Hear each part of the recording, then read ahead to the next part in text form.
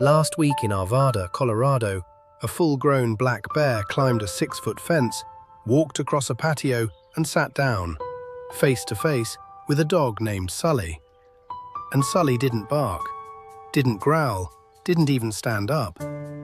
Now, if your instinct tells you that's a broken dog, a dog that failed at its job, you need to hear this. Because what Sully did in that moment wasn't failure.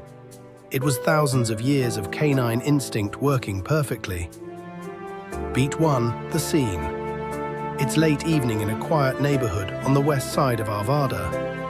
The residents have been watching this bear for 3 years. They've named it. It raids their trash. Chinese food, stroganoff, pizza. The neighbor actually straps his bins down now. But this night is different. The bear doesn't just hit the cans and leave.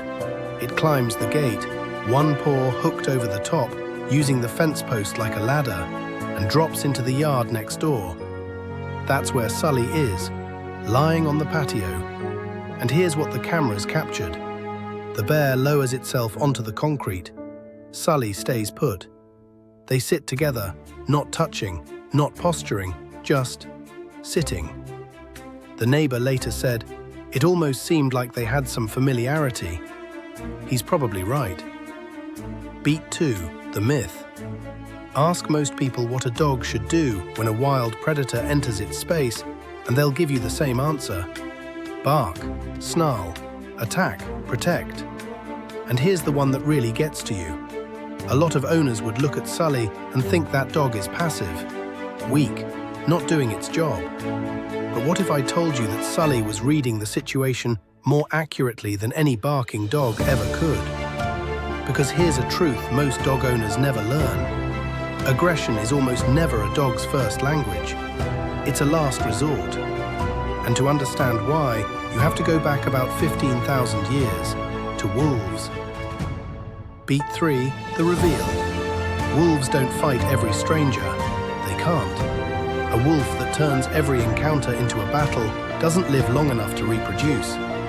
Instead, wolves have a sophisticated system of what behaviorists call agonistic buffering, the ability to read another animal's intent through posture, eye contact, scent, and energy before choosing a response. Your dog inherited that entire system. Think of it as a biological threat assessment running constantly in the background of your dog's brain. Posture, pupil dilation, ear position, scent markers, breathing rate. Sully's brain ran that assessment the moment the bear dropped onto the patio. And what did it conclude? Not a threat. Here's how it works. The bear didn't charge, it didn't fixate, it didn't huff or stomp. It moved slowly, lowered itself to the ground, and made itself small, what ethologists call appeasement signaling. Sully read every single one of those signals and answered in the same language. Stillness. Calm. I see you and I'm not escalating. That's not a broken dog. That's a dog fluent in a language most humans never learn to hear. Now here's the part that actually matters for you, the dog owner. The resident said something that stopped me cold. Quote, "I think part of that was how we were acting around it. If we would have been panicking, it could have added excitement to either the dogs or the bear." He's right, and this is settled science. Dogs are emotional mirrors.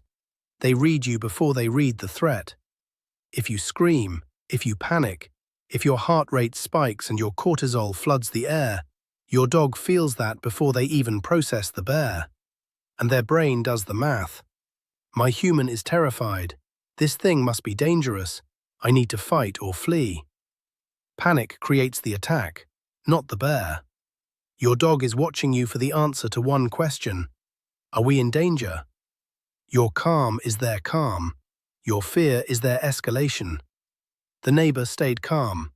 Sully stayed calm. The bear left on its own. So what do you actually do with this? First, strap your trash down. Colorado Parks and Wildlife says we're on pace for a record year of bear sightings. Drought is pushing them into neighborhoods. The number one thing you can do is remove the food source. Not negotiation, just do it. Second, And this is the one that matters for your dog. If a bear does come through, your job is not to scream. It's to breathe. Move slowly. Speak calmly. Bring your dog inside if you can. But whatever you do, don't add fuel to a fire that hasn't started yet. Your dog is already reading the bear. Don't make them read your panic at the same time. When a dog sits quietly next to an animal most of us would run from, that's not weakness. That's mastery. That's a dog so secure in its territory, so fluent in body language, that it can face a predator and say, without a sound, "I know who I am. I know who you are, and we're fine." That's not the dog that failed. That's the dog that understood. So, I have to ask, has your dog ever encountered wildlife?